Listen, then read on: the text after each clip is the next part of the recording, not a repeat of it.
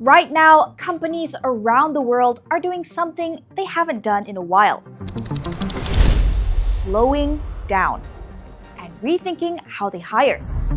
Not because the economy is collapsing, but because a lot of big changes are happening all at once. Trade rules are shifting. Artificial intelligence is getting really advanced.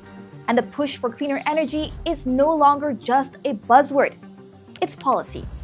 So, what's actually going on?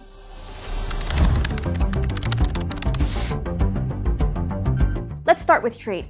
On April 2, 2025, US President Donald Trump announced a sweeping new tariff policy, a 10% baseline on all imports and much steeper rates of up to 50% for 57 trading partners. Most of the higher tariffs were paused within days, except for China, where rates jumped to 145% before plunging to 30% with negotiations still ongoing. The move marked a clear shift. The global economy is shifting back toward protectionism. Tariffs on technology and electronics, especially from Asia, are now in focus. So companies, especially multinationals, are adjusting. They're shifting production to friendly countries, also known as friendshoring. Malaysia's been one of the winners here. Big names like Intel, Infineon, and Micron have all made fresh investments. But even with such new activity, demand remains difficult to predict. Post-pandemic, chip sales cooled.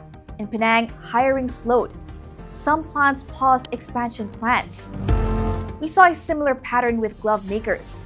Remember the boom during COVID? Top Glove, one of the world's largest producers, had to shut down several factories in 2023.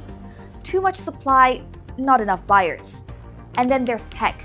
After years of hiring sprees, the brakes came on hard in 2025.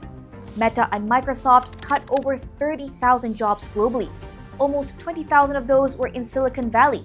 Singapore, a regional tech hub, felt the spillover too. The reason? Many of these companies scaled too fast during the pandemic. Now they're trimming back and investing in automation and AI. But tech isn't the only one. In the US, retail is bracing for a wave of closures.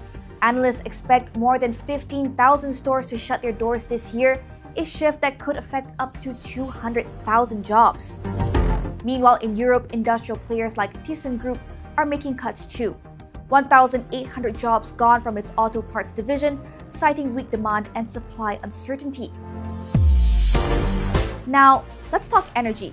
The green transition. It's no longer just hypothetical. Governments are setting hard targets. Investors are demanding low-carbon plans. In Malaysia, companies like Petronas and Tenaga Nasional are expanding into renewables. That's good news in the long run, especially when geopolitical tensions and volatile commodity prices result in unpredictable overhead. But in the short term, it means a bit of market adjustment will be necessary on the road ahead. It's happening elsewhere too. Car makers are shifting to electric vehicles. Coal plants are being retired. Solar fields are scaling up. Jobs are moving to reflect the need for different, greener skill sets, not vanishing overnight. At the same time, local banks are grappling with tightening regulations and rising non-performing loans, forcing them to streamline branches and retrain staff for digital banking operations. In retail, brick-and-mortar chains are closing storefronts amid fluctuations in consumer spending and the rise of e-commerce platforms like Amazon and Shopee, sparking realignments into logistics and digital marketing over in-person sales. Overlaying all of this is AI. It's no longer just about cool demos. It's replacing real jobs. In Malaysia, ByteDance, the company behind TikTok, cut hundreds of moderation roles last year. AI tools were simply faster, cheaper, and increasingly good enough. Banks, telcos, even government agencies are turning to chatbots and automation to get things done. That doesn't mean everything is disappearing. In fact, companies are spending more on retraining. Workers are learning new skills in coding, energy systems, even AI oversight. But the pace is fast, and the stakes are high. So no, this isn't just about layoffs.